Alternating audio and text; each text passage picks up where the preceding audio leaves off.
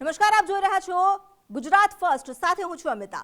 અમદાવાદ શહેરની આજે વાત કરીએ કારણ કે અમદાવાદ શહેરમાં ગત મોડી રાતથી વરસાદ શરૂ થયો છે। અમદાવાદ શહેરમાં મોડી રાતથી શરૂ થયેલો વરસાદ જે હજુ સુધી પડી રહ્યો છે। ઘણા વિસ્તારોમાં ઝરમર વરસાદ પડ્યો તો ઘણા વિસ્તારોમાં ભારે પવન સાથે વરસાદ પડ્યો। પૂર્વ વિસ્તારમાં ભારે પવન સાથે વરસાદ પડતા કેટલાક વિસ્તારમાં પાણી પણ ભરાયા। ઈસનપુર, ઘોડાસર અને નારોલમાં જ્યાં વરસાદ ખાબક્યો એ ઉપરાંત વટવા, રામોલ અને મણિનગરમાં પણ વરસાદ વરસ્યો।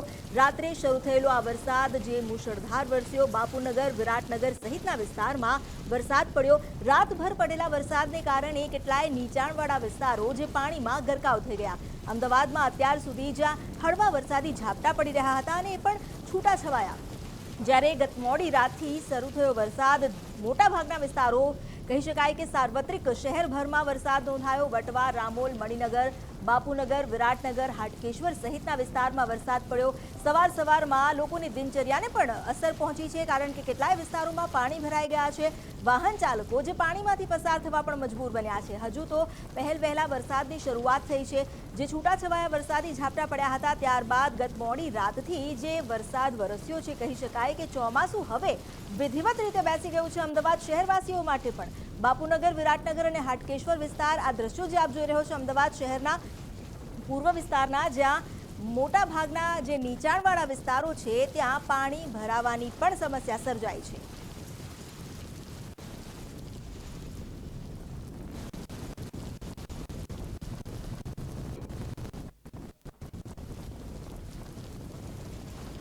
અમદાવાદ શહેરમાં વરસાદે એએમસીની પોલ ખોલી નાખી। એએમસી જે પ્રી મોન્સૂન કામગીરીના મોટા દાવા કરે છે, પણ વરસાદ પડતા જ શહેરના પૂર્વ વિસ્તારમાં રસ્તાઓ સ્વિમિંગ પુલ બની ગયા છે। પ્રી મોન્સૂન કામગીરી માત્ર કાગળ પર છે, એના પુરાવા સ્વરૂપ દ્રશ્યો જે અમે આપને બતાવીશું। સરસપુર વિસ્તારમાં જ્યાં પાણી ભરાયા, પૂર્વથી પશ્ચિમ તરફ જવાના મુખ્ય રસ્તા પર જ પાણી ભરાઈ ગયા છે અને પગની પાની ડૂબે એવા પાણી નહીં, પરંતુ પગના ઘૂંટણ સુધી પાણી આવી જાય તેવી સ્થિતિ છે। એટલે કે સ્વિમિંગ પુલ છે। અહીં જો કોઈએ તરવા જવું હોય તો પણ જઈ શકે।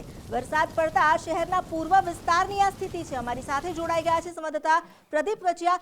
પ્રદીપ, હજુ તો આ વરસાદ, ગરમીથી રાહત મળે એ આશાએ વરસાદની રાહ હતી, પણ વરસાદ પડ્યો ન પડ્યો ત્યાં તો એએમસીની પોલ ખુલી ગઈ।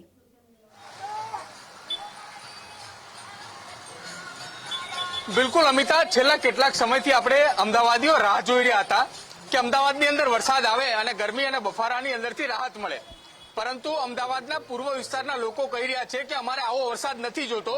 એટલા માટે નથી જોતો, હું આપને દ્રશ્યો બતાવું છું।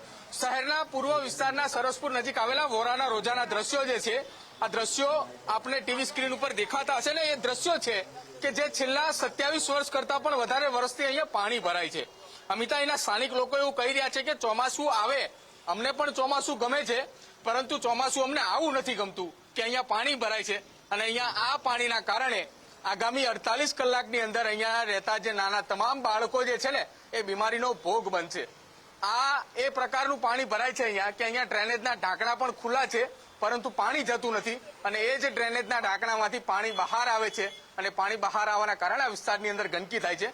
આ વિસ્તારના સ્થાનિક લોકો એવું કહી રહ્યા છે કે અહીંયા ન તો કોઈ ધારાસભ્ય આવે છે, ન તો કોઈ કોર્પોરેટર આવે છે। પાણી ભરાય છે તો અમે અમારી જાતે જ એને ઢાંકણા ખોલીને પાણી જે છે તે અમે કાઢવાનો પ્રયત્ન કરીએ છીએ। સ્થાનિક લોકો છે તેમની સાથે વાત કરીશું।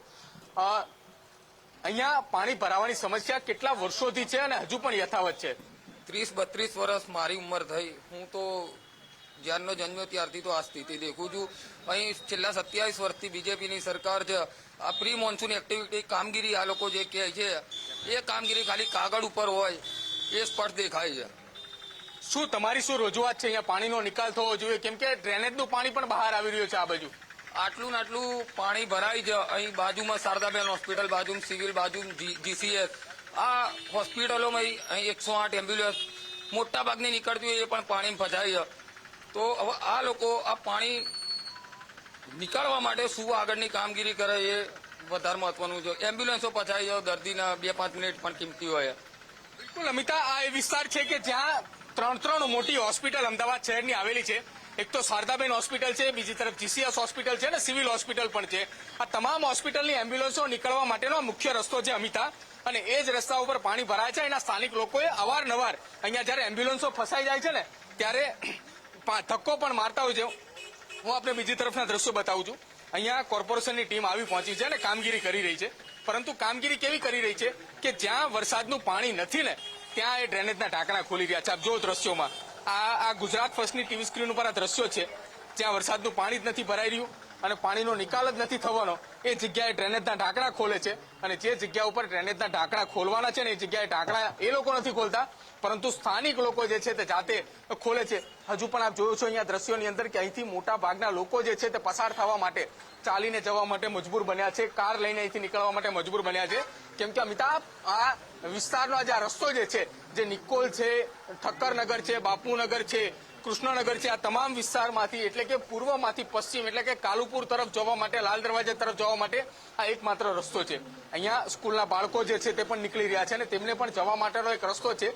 જો એમને અહીંથી બીજી તરફથી ગોળ ફરીને જાય તો લગભગ 3 કિલોમીટર જેટલું અમિતા ગોળ ફરવું પડે એવી પરિસ્થિતિ આ વિસ્તારની અંદર સર્જાઈ છે. છેલ્લા 35 વર્ષથી આ જો વિસ્તારની અંદર પાણી ભરાતું હોય અને હજુ સુધી કોર્પોરેશનની કામગીરી ના દેખાતી હોય તો એ કોર્પોરેશનની કામગીરી સામે સવાલ ઉભા થવાના છે અમિતા. કેમ કે પ્રી મોન્સૂન કામગીરી પાછળ દર વર્ષે જયારે વરસાદના 2 મહિનાની વાર હોય છે ને ત્યારે કાગળ ઉપર કરોડો રૂપિયાના ખર્ચો બતાવવામાં આવે છે અને કરોડો રૂપિયાની કામગીરી બતાવવામાં આવે છે, પરંતુ એ કામગીરી ક્યાં છે? જો એ નેતા અને ધારાસભ્યો અથવા એ કોર્પોરેટરો જો રોડ ઉપર નીકળ્યા હોય ને તો ખબર પડે કે એમના વિસ્તારની અંદર કેટલું પાણી ભરાય છે અને એમના વિસ્તારની અંદર કેટલા પ્રી મોન્સૂનની કામગીરી થઈ છે. અમિતા, બિલકુલ આભાર પ્રદીપ. અહીં સવાલ ચોક્કસ ઉઠે કારણ કે આ દ્રશ્યો જ કહી રહ્યા છે કે જે જનતા ત્યાં રહે છે, ટેક્સ ભરે છે, વિકાસના નામે તેમને વાયદાઓ કરવામાં આવે છે, પણ આ કયા વાયદા છે? આ વાયદા કેવી રીતે પૂરા થઈ રહ્યા છે? સવાલ થાય. કારણ કે અહીં તો પાણી ભરાયા એ માત્ર આટલા વરસાદમાં. જ્યારે મુશળધાર વરસાદ પડશે, લગભગ 5 ઇંચ વરસાદ જ્યારે શરૂ થશે ત્યારે અહીં શું થશે? લોકો ડૂબી જશે અને એ કોના પાપે? પ્રશાસનના પાપે. કારણ કે પ્રી મોન્સૂન કામગીરીના નામે કરોડોના આંધણ કરવાનું બતાવવાનું, પરંતુ માત્ર કાગળ પર. કારણ આ જે કરોડોનો જે ખર્ચો બતાવે છે એ તો આ રીતે પાણીમાં વહી જાય છે અને ગટરમાં જાય છે. અહીંથી જે રીતે લોકોએ ખુદ ઢાંકણા ખોલીને પાણીના નિકાલની વ્યવસ્થા કરવી પડે છે, હવે તો એએમસીએ પણ નામોશી ભરી સ્થિતિ છે. અમદાવાદ શહેરમાં જ્યાં મોડી રાત્રે વરસાદ શરૂ થયો, વીજળીના કડાકા ભડાકા સાથે મોડી રાત્રે વરસાદ શરૂ થયો હતો. ફાયર વિભાગને રાત્રે ઇમરજન્સીના 9 કોલ મળ્યા છે. 9 કોલ, જ્યાં આગ લાગવાના 4 કોલ, ઝાડ પડવાના 5 કોલ મળ્યા. વરસાદ એટલો હતો કે તેના કારણે 5 સ્થાન પર વૃક્ષ ધરાશાયી થઈ ગયા. તમામ કોલ પર ફાયર વિભાગે તાત્કાલિક કાર્યવાહી કરી છે. હાલ કોઈ જાનહાનિના સમાચાર નથી. જે આગ લાગવાના 4 કોલ મળ્યા હતા, આ ઉપરાંત 5 કોલ વૃક્ષ ધરાશાયી થવાના પડ્યા. વૃક્ષ ધરાશાયી થવા પરથી જ સમજી શકો છો કે રાત્રે એક એવો ગાજવીજ અને પવન સાથે વરસાદ વરસ્યો કે 5 સ્થાન પર વૃક્ષ ધરાશાયી થઈ ગયા. તાત્કાલિક ફાયર બ્રિગેડને જાણ કરવામાં આવી અને ફાયર વિભાગે પણ તરત કાર્યવાહી કરી અને ત્યાંથી વૃક્ષ હટાવવાની કામગીરી શરૂ કરવામાં આવી. ફાયર વિભાગને રાત્રિ દરમિયાન જ 9 ઇમરજન્સી કોલ મળ્યા છે. રાત્રે જે મુશળધાર વરસાદ શરૂ થયો હતો ઘણા વિસ્તારમાં, આ વરસાદને કારણે અને પવનને કારણે વૃક્ષ ધરાશાયી થયા. લોકોને